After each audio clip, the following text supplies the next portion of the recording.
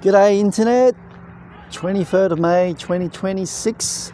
My name is George and I'm here to present to you today's message of hope.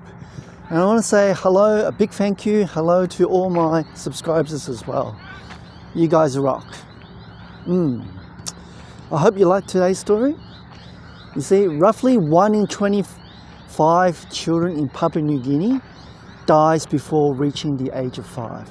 In fact, I met a guy today as part of my volunteering. His father came from Papua New Guinea. What a small world. Now, just based on the statistics I gave you, if you have children or grandchildren, you already know what that number costs before I've said another word about it, don't you? Nearly half of all the young children living there are stunted, underfed, already falling behind before they've had a real chance to begin. Half. Now here's the part that I'd like you to ponder on. Are you ready? The ground beneath Papua New Guinea holds some of the world's most significant deposits of gold, copper, timber, and natural gas. Talking about a country that's got so much treasures. This is one of them. Nature was, by any measure, extraordinarily generous to this land, isn't it? It's lavish. Yes, the wealth is in the ground. But, as I've been telling you, the children are going hungry above it. Does that make sense to you at all? Because something went badly wrong between those two facts, does it? And I think it's worth naming what. Now, I'm just George, flesh and blood, and I want to be careful here, right? I'm not positioned to audit any government or identify specific individuals, no, or even pronounce verdicts on decisions I don't have full visibility into. However, I do think I'm positioned to do this. What I think is genuinely worth doing, that is to name what the Bible identifies as the oldest and most predictable failure in human history. We were given something to manage, and somewhere along the way we decided it was ours, not God's. Right? So that's the first layer. And there is a second one that's less dramatic but just as real. Let's pause for a minute. From my time working at a payday lending company, some of my clients were Papua New Guineans, men working in Australia. They will come in to manage a cash flow gap, if I can say. It was tight between pays, right? While sending money home to support their families back in Papua New Guinea. I don't mean they were struggling in their daily living, because we're going to have sensible lending, responsible lending, that is. But they just want to give more, and that's why they borrow. Every single time they come that was their reason. Now, I couldn't tell you most of their names now. I've just forgotten. But I remember the weight of those transactions, right?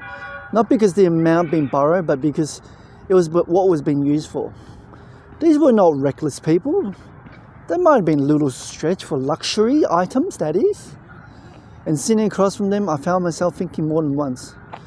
They probably never received any real financial education growing up. Hey, not because they're not capable of learning. I think they were. But because nobody had equipped them, perhaps. Again, I'm guessing. The system above them had already failed them once, and now they were navigating adult financial life. No map and not much margin.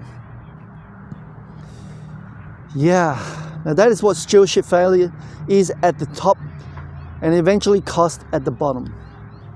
Not just empty coffers. No, we're talking about real people doing their best without the foundation they should have had. Now, I believe parents should not outsource financial education to anyone else. But that only works if someone above them model it first. See the pattern? Here's my favorite part. Biblical scriptures. Now, here's what Proverbs says about what goes wrong higher up. You find it in chapter 17, verse 23.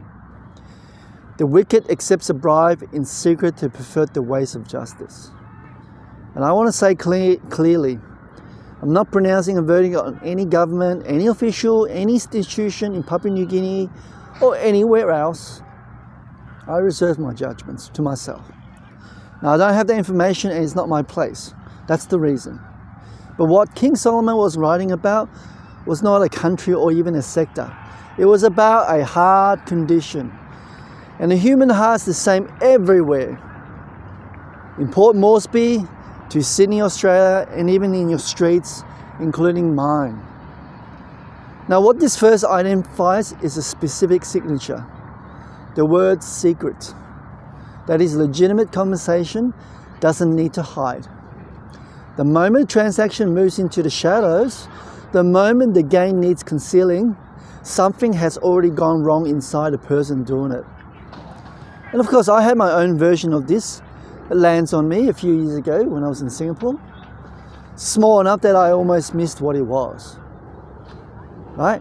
I arranged for a charity organization to help me move house. Sure, I paid them for the job. No questions. But at the end of the task, after the last box was in, the team leader pulled me aside and asked for coffee money. I was shocked, to be honest. So he asked for it. His reason was so he and the workers could refresh themselves. Really, I wasn't expecting that. I stood there for just like half a second. I was just genuinely caught off guard, trying to work out whether I was being unreasonable to feel odd about it. But then I said to myself, hey, they assembled my bed, which is not part of the original scope, so I guess there was a case for something extra. I'm not sure whether he asked for coffee money because of that. That's his term, coffee money. Anyway, I felt obliged and gave him some cash, blessed him away. Yeah, it's quite strange, isn't it? Now, it wasn't until later, turning the PNG situation over in my mind, that it clicked. What had happened in that moment behind a closed door, after the handshake and the smiles, was a small private extraction. Definitely wasn't criminal, probably trivial as well, let's just say, but the same impulse Solomon describes. A little more, quietly, where nobody would quite notice. And I still don't know whether he shared it with his workers. I really hope he did. It looks like the man he did. Alright, the amount was nothing though, really, but the pattern is everything. Multiply that impulse across years, across institutions, even across people with real access to real resources. Yep, you know what I'm talking about. And you start to understand how gold stays in the ground while children go hungry above it. Wow. I hope it hasn't been too much doom and gloom what I've been saying. But yeah, if you like this kind of video, I'm going to encourage you to subscribe to my channel. Like this video. Don't forget to share this one and many others that I've got to your friends and families. Bless them as well today. Alright, so the contrast I keep returning to is this. For those who fly around the world or even just have a little knowledge, you know about the country of Brunei.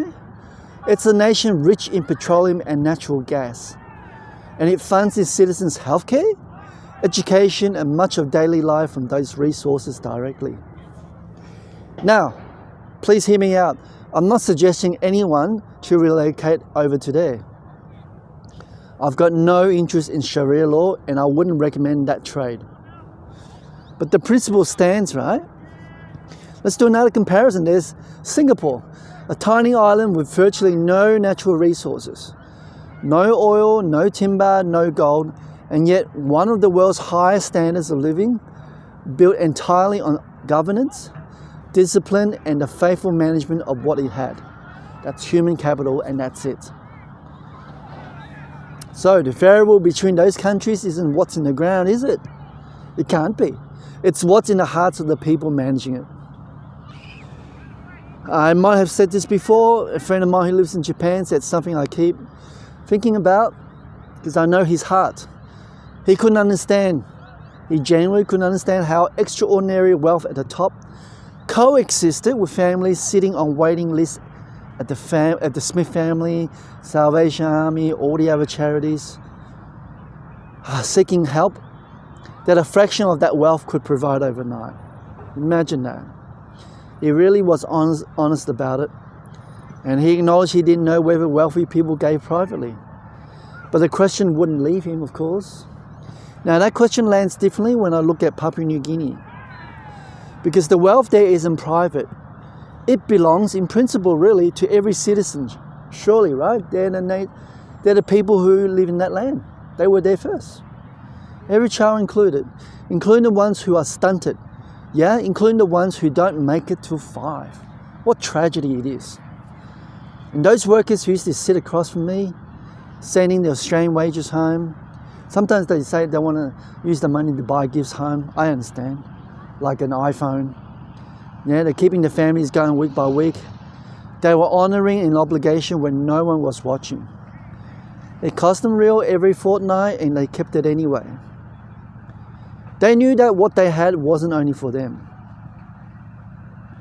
Did I mention about Psalm 24 verse 1? Of course I have in the past, right? The earth is the Lord's and everything in it.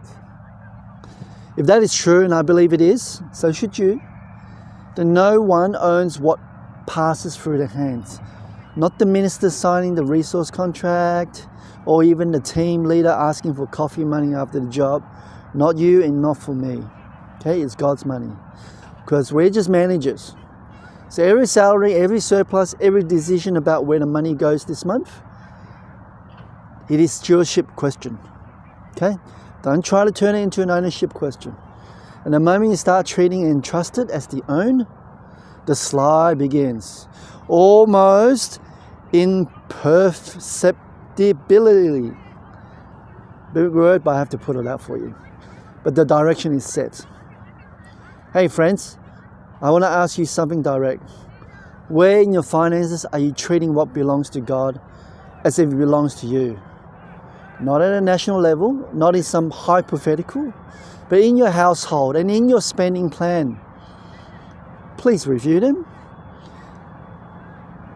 Maybe even in the category you haven't examined honestly in months, because examining it would require change you'd rather not make.